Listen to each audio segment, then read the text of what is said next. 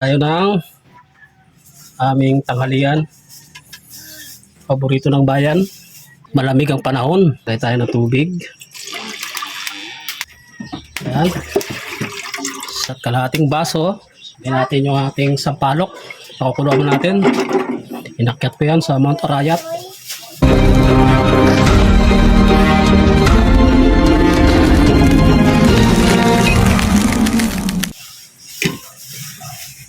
Yan, kulo na guys. Tanggalin na ulit natin. Ito yung ulam na kahit ulit-ulitin. Lalo na kapag malamig ang panahon.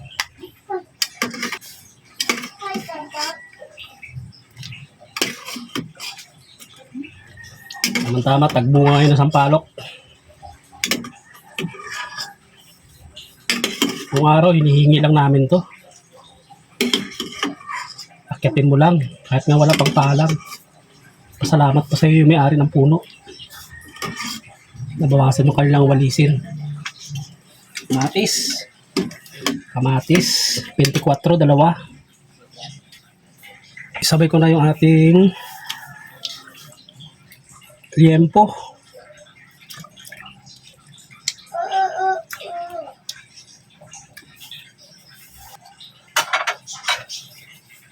Lagay lang tayo ng pampalasa.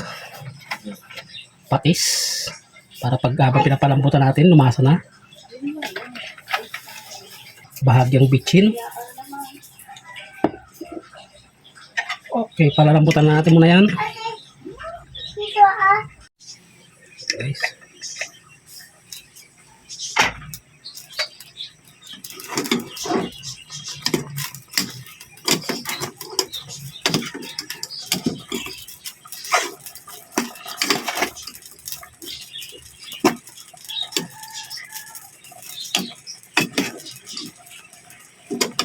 Mainit.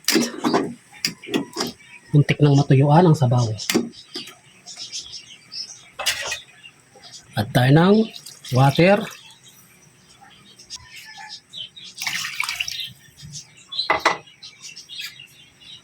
Lagay ko na yung ating labanos.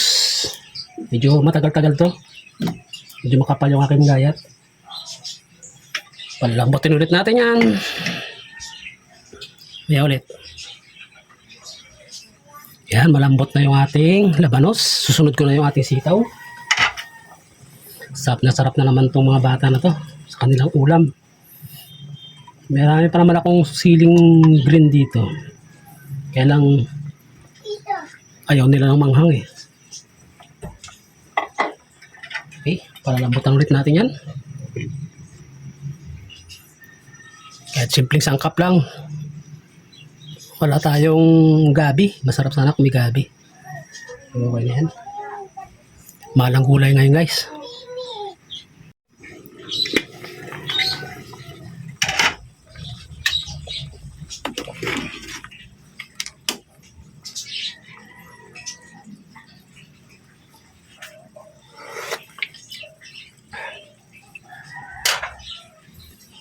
Medyo matabang. Lagyan natin ng asin.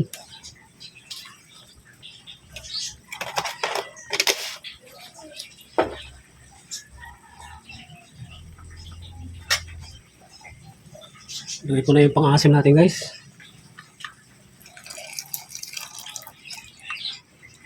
Wala tayong salaan.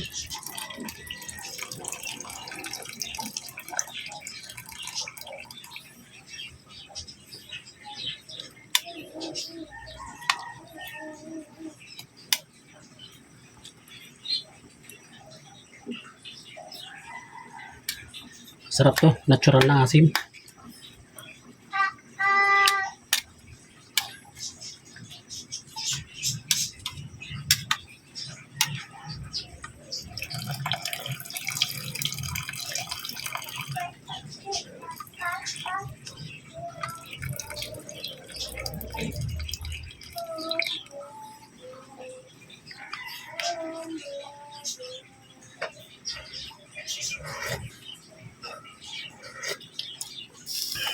Ayos na.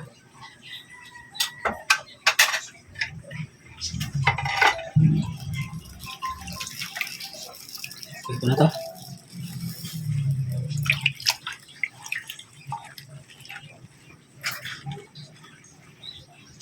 Tama-tama. Mag-alas 11 na rin. Yan na guys. Ito ang paborito ng bayan na ulam kapag malamig ang panahon. Luto na yan. Lagay lang ako ng kapirasong sili. Pero tatanggalin ko rin kagad yan guys. Lutuin ko lang saglit. Hindi ko ibababad kasi kaya ng mga bata. Okay guys, maraming salamat. Yan yung aming ulam ngayong tanghalian. Okay, ingat po tayong lahat. Sana maging maayos ng ating mundo. Bye-bye!